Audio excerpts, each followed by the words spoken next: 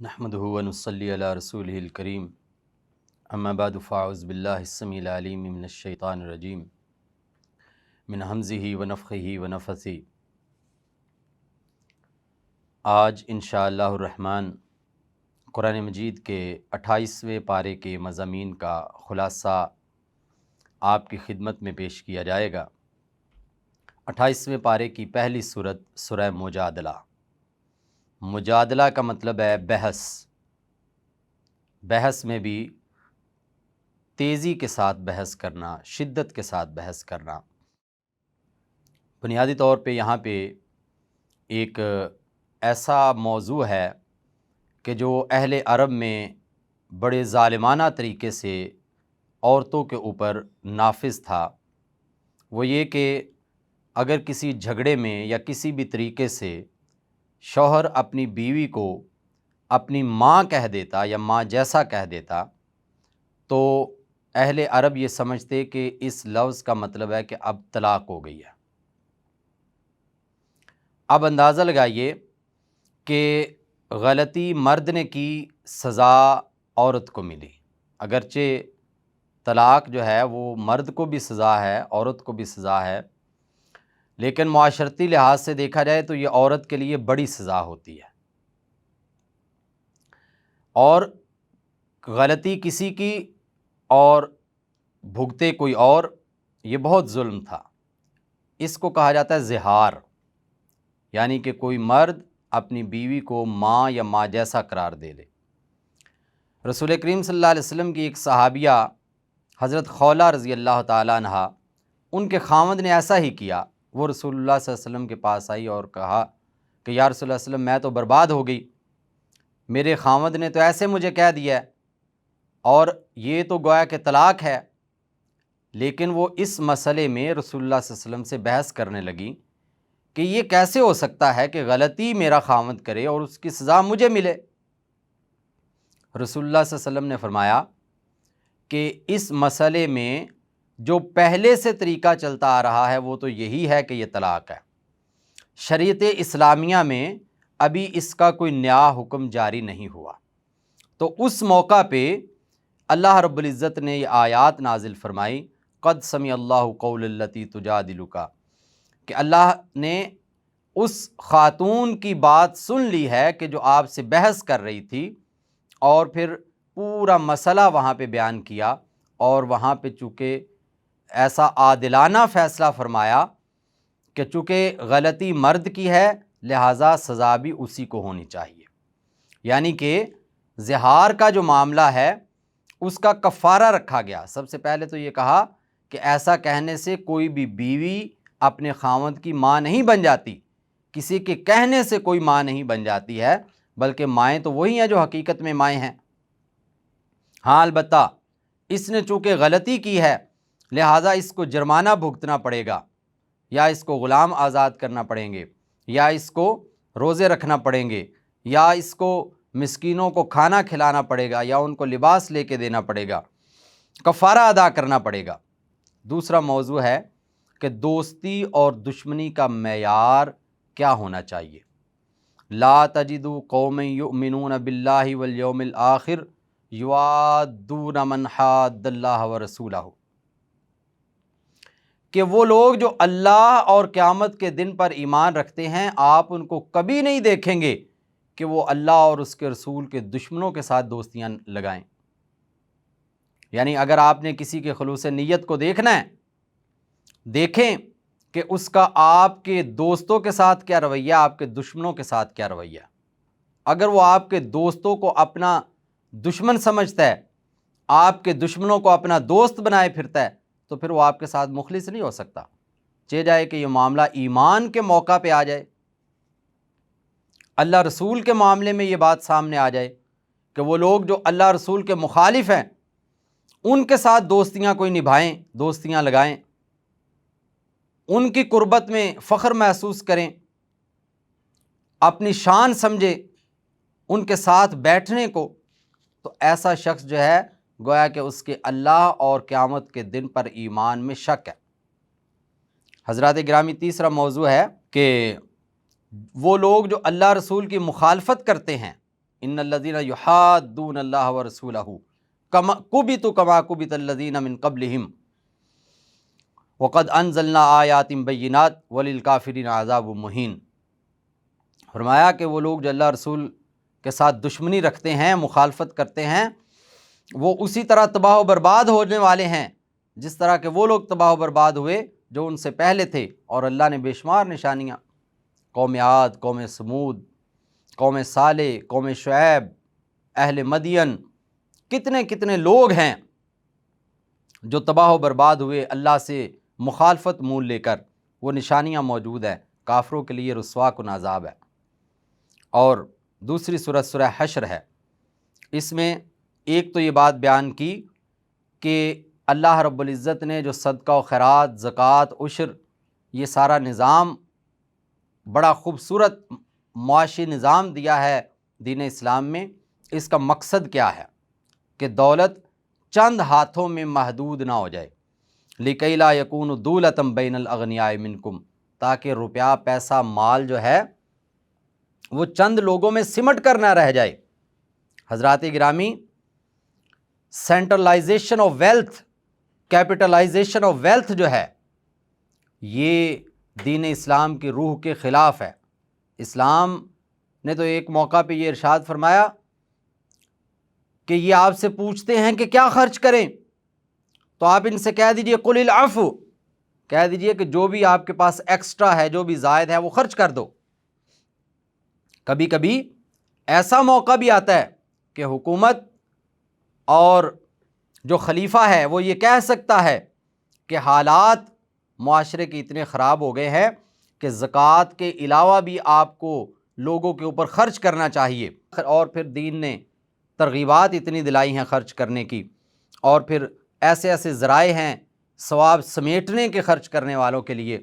اور اس کا مقصد کیا ہے کہ دولت چند لوگوں کے ہاتھ میں محدود نہ ہو جائے۔ بنو نذیر، 3 بڑے قبائل، بنو قینقاع اور بنو نذیر، یہ 3 قلعے تھے یہودیوں کے جو کہ مدینہ کے باہر، یہ تینوں قبائل وہاں پہ آباد تھے۔ تو ان قبائل میں سے سب سے پہلے میثاق مدینہ کو توڑا بنو نذیر نے، اور انہوں نے کفار مکہ کو جاسوسیاں کیں، سازشیں کیں، ان کو کہا کہ آپ دوبارہ حملہ کرو اور ہم اندر سے حملہ کریں گے۔ تو جب مسلمان واپس آئے جنگ احد سے، تو اللہ رب العزت نے ارشاد فرمایا کہ ابھی آپ نے گھر نہیں جانا، بلکہ ابھی آپ ان لوگوں کی طرف جاؤ گے۔ اور پھر ان کو جلاوطن کیا گیا، ان کو ان کے باغات پہ، ان کے قلعے کے اوپر قبضہ کیا گیا، کیونکہ انہوں نے بغاوت کی تھی، انہوں نے بدعہدی کی تھی، اور اس کی سزا جلاوطنی کی صورت میں ان کو ملی۔ فرمایا هو الذی اخرج الذین کفروا من اہل الکتاب من دیارہم لاول الحشر، کہ سب سے پہلے وہ لوگ کہ جنہوں نے اہل کتاب میں سے کفر کیا تھا، ان کو اللہ نے ان کے گھروں سے نکال دیا۔ تیسری سورہ سورہ ممتحنہ ہے۔ ممتحنہ کا مطلب ہے امتحان لینے والی۔ اس سورت کا پس منظر یہ ہے، اس سورت کی شان نزول یہ ہے کہ صلح حدیبیہ میں یہ لکھا گیا تھا کہ جو لوگ مکہ سے مسلمان ہو کے مدینہ میں آ جائیں گے، مسلمان پابند ہیں، مدینہ والے پابند ہیں کہ ان کو واپس مکہ بھیجے۔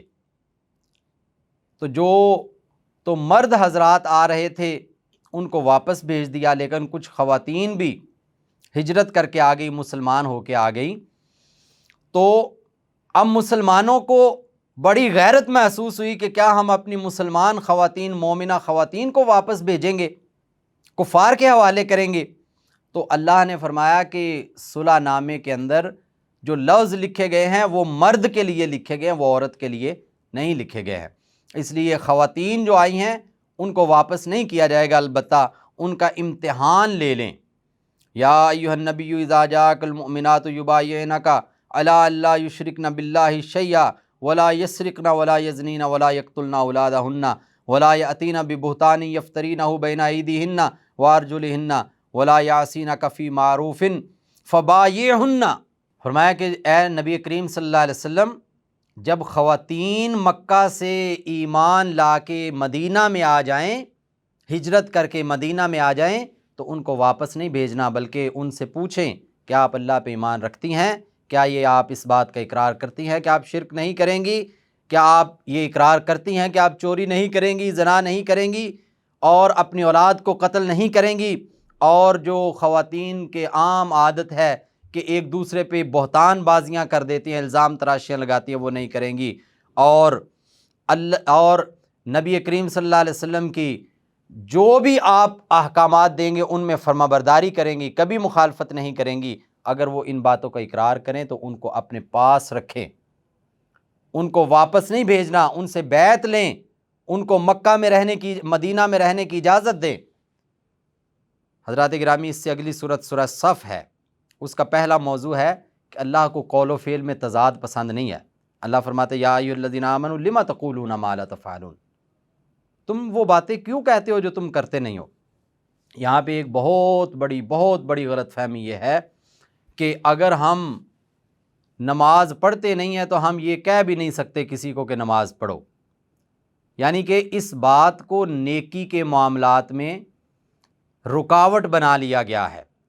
کہ اگر آپ کسی بات پہ عمل نہیں کرتے تو آپ وہ کسی کو بھی نہیں کہہ سکتے۔ ہاں، یہ ضرور ہے کہ عمل کرنا بھی ضروری ہے،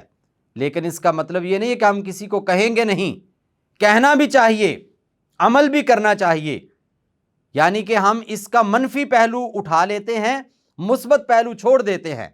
ہم یہ کیوں نہیں کہتے کہ یہ کام ہمیں کرنا بھی ہے اور پھر اس کی آگے تبلیغ بھی کرنی ہے؟ ہم یہ کہتے ہیں کہ چونکہ اس پہ ہم خود عمل پیرا نہیں ہے لہذا دوسروں کو بھی نہ کریں۔ نہیں،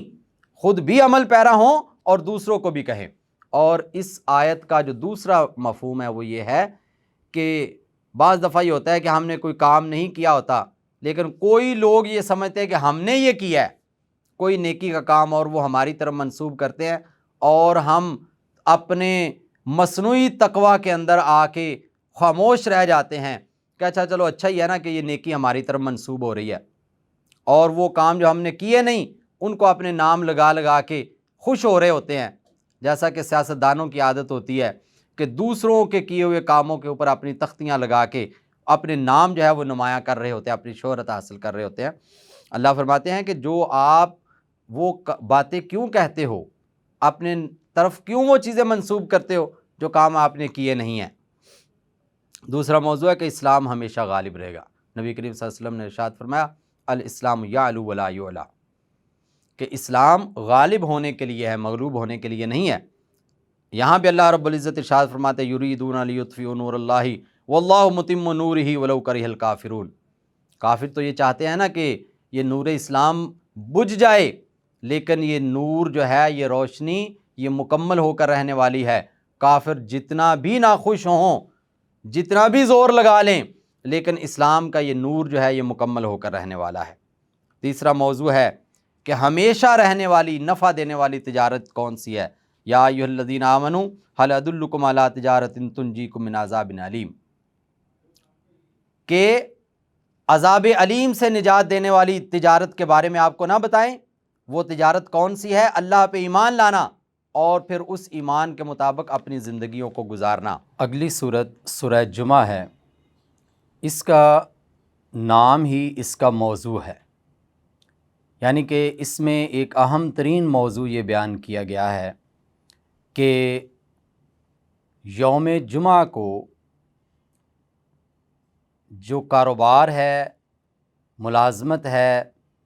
ہماری دیگر مصروفیات ہیں، وہ سب کچھ پیچھے رہ جانے چاہیے۔ اولیت نماز جمعہ، خطبہ جمعہ، بیان جمعہ اور اہتمام جمعہ کو حاصل ہونی چاہیے۔ اللہ رب العزت قرآن مجید میں اس صورت میں ارشاد فرماتے ہیں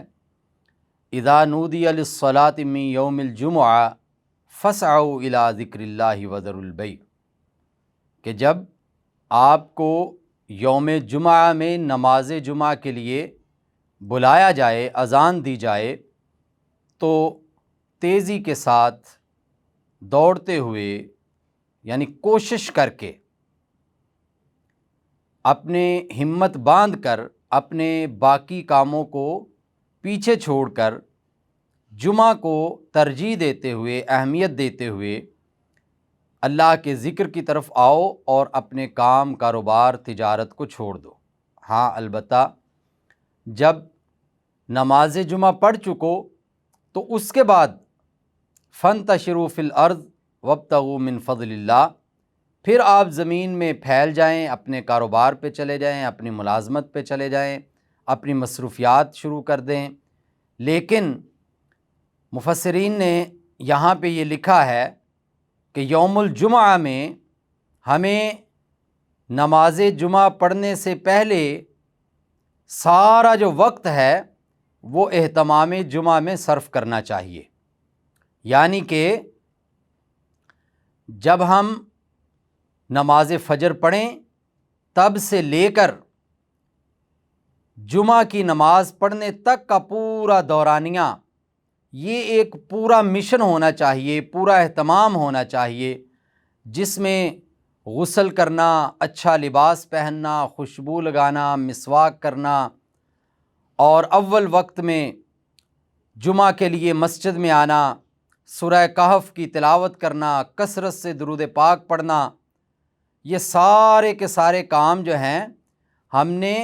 باقی سب کچھ چھوڑ کر جمعے سے متعلق یہ جتنے کام ہیں یہ کرنے ہیں۔ ہاں جب جمعہ کی نماز سے فارغ ہو جائیں تو اس وقت اپنی مصروفیات شروع کر سکتے ہیں۔ اللہ تعالی ہمیں اپنی مصروفیات اسی طرح کی بنانے کی توفیق عطا فرمائے۔ اس کے بعد سورۃ المنافقون ہے۔ سورۃ المنافقون اپنے نام سے اپنے موضوع کو ظاہر کر رہی ہے کہ اس میں منافقین کا تذکرہ ہے، بالخصوص عبداللہ بن ابی، اور اس کا اہتمام دیکھیے، وہ اپنے آپ کو کیسا پکا سچا مومن ثابت کرتا ہے کہ نبی کریم صلی اللہ علیہ وسلم جب بھی خطاب فرمانے کے لیے منبر پہ تشریف فرما ہوتے تو وہ آپ کے پہلو میں کھڑا ہو جاتا اور مسلمانوں سے، مومنین سے مخاطب ہو کے رسول اللہ صلی اللہ علیہ وسلم کے خطاب سے پہلے وہ ان سے یہ کہتا کہ اے لوگو، یہ محمد صلی اللہ علیہ وسلم یہ اللہ کے رسول ہیں، یہ اللہ کے پیغمبر ہیں، ان کی بات سنو، ان پر ایمان لاؤ۔ لیکن اس کے دل کے اندر کھوٹ تھی۔ اسی کھوٹ کو اللہ رب العزت واضح کر رہے ہیں کہ اذا جاءک المنافقون قالوا نشہد انک لرسول واللہ یعلم انک لرسول ولکن المنافقون لکاذبون، کہ منافقین آپ کے پاس آ کے یہ اقرار کرتے ہیں کہ آپ اللہ کے رسول ہیں۔ اللہ فرماتے ہیں کہ اللہ جانتے ہیں کہ آپ اس کے رسول ہیں، لیکن منافق جھوٹے ہیں، وہ جھوٹ بول رہے ہیں۔ یہاں پہ ٹھہر کے ہمیں یہ سمجھ لینا چاہیے کہ جھوٹ کسے کہا جاتا ہے۔ جھوٹ کی دو قسمیں ہیں۔ ایک ہے کہ جو بات ہم کر رہے ہیں وہ غلط ہو، وہ جھوٹ ہو، وہ حقیقت پہ مبنی نہ ہو۔ جیسا کہ کوئی شخص یہ کہے کہ میرا نام اکرم ہے، حالانکہ اس کا نام اسلم ہے، یعنی وہ خلاف حقیقت بات کر رہا ہے، تو یہ جھوٹ ہے۔ اور جھوٹ کی دوسری قسم یہ ہے کہ وہ بات آپ دل میں اور طرح سے یقین رکھتے ہیں اور زبان سے اور طرح سے اظہار کر رہے ہیں، جیسا کہ منافقین کا یہ کہنا کہ جناب محمد رسول اللہ صلی اللہ علیہ وسلم اللہ کے رسول ہیں، یہ بات تو سچ تھی لیکن یہ بات منافقین کے دلوں میں جمی ہوئی نہیں تھی۔ منافقین دل سے رسول اللہ صلی اللہ علیہ وسلم کو اللہ کا رسول نہیں سمجھتے تھے، وہ دل سے اللہ رسول کے دشمن تھے، اور صرف زبانی طور پہ وہ یہ کہہ رہے تھے کہ آپ اللہ کے رسول ہیں، ہم آپ پہ ایمان لاتے ہیں۔ تو اللہ نے اس کو جھوٹ قرار دیا ہے۔ اس کے بعد سورۃ التغابن ہے۔ سورۃ التغابن کا ایک بڑا زبردست موضوع ہے، وہ یہ ہے کہ اللہ فرماتے ہیں کہ اے مومنوں، تمہاری بیویوں اور تمہاری اولاد میں سے بھی تمہارے کئی دشمن ہیں۔ اور اگلی آیت میں فرمایا انما اموالکم واولادکم فتنہ، بے شک تمہارے مال اور تمہاری اولاد تمہارے لیے ذریعہ آزمائش ہے، یہ فتنہ ہے، یہ آزمائش ہے آپ کے لیے۔ یعنی کہ انسان مال کے چکر میں اکثر حلال حرام کی تمیز بھول جاتا ہے،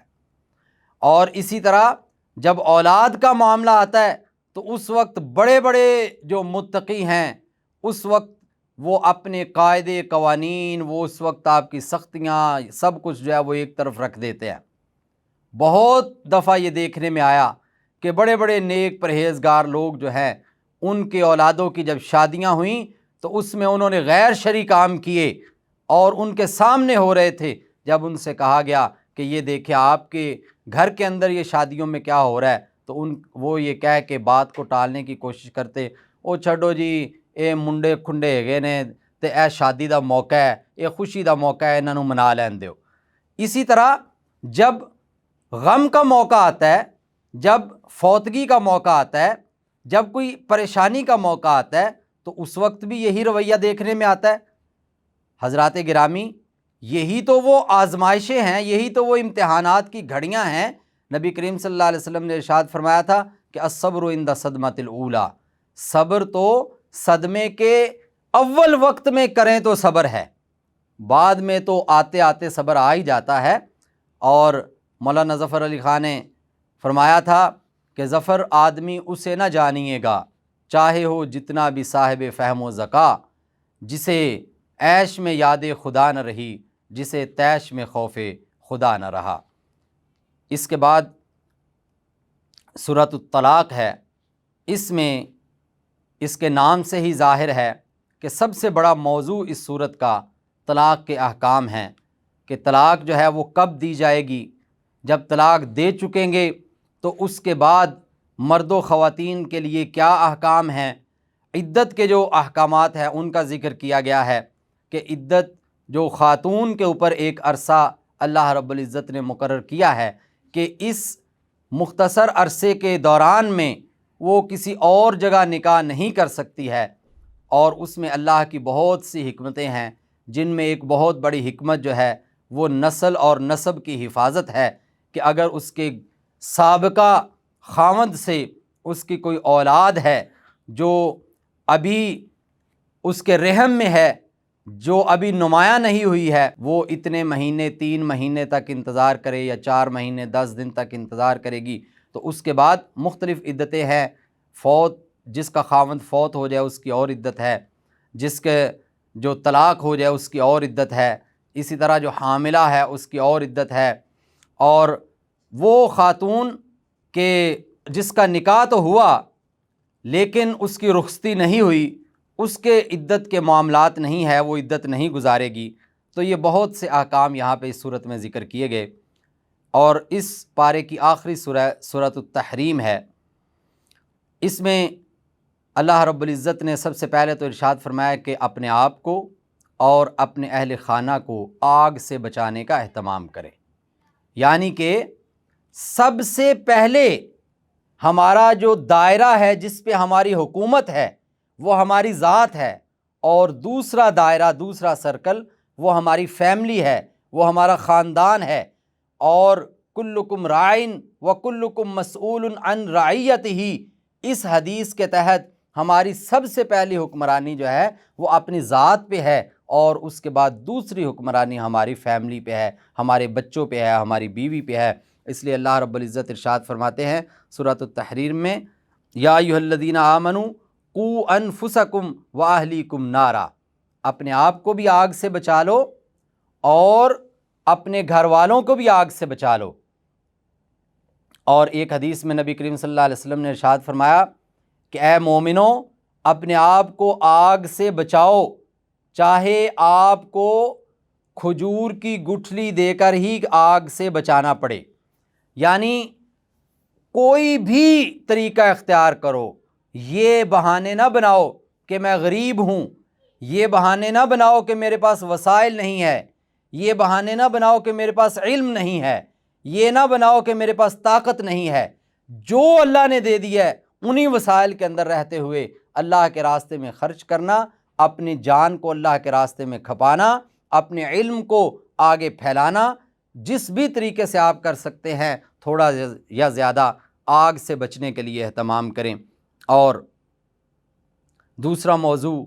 جو کہ گزشتہ پارے کا بھی بڑا اہم موضوع تھا، وہ یہاں بھی ذکر کیا گیا کہ قیامت والے دن نسب اور نسل جو ہیں وہ کام آنے والے نہیں ہیں۔ قوم، قبیلہ، ذات، برادری، رنگ، نسل، یہ سب چیزیں جو ہیں یہ کام آنے والی نہیں ہیں، بلکہ وہاں صرف اور صرف اعمال کام آنے والے ہیں، اور اعمال بھی جو کہ اعمال صالحہ ہیں وہ کام آنے والے ہیں۔ اللہ رب العزت سے دعا ہے کہ وہ ہمیں نیک اعمال اور خلوص نیت سے نیک اعمال کرنے کی توفیق عطا فرمائے۔ وما علینا الا البلاغ المبین۔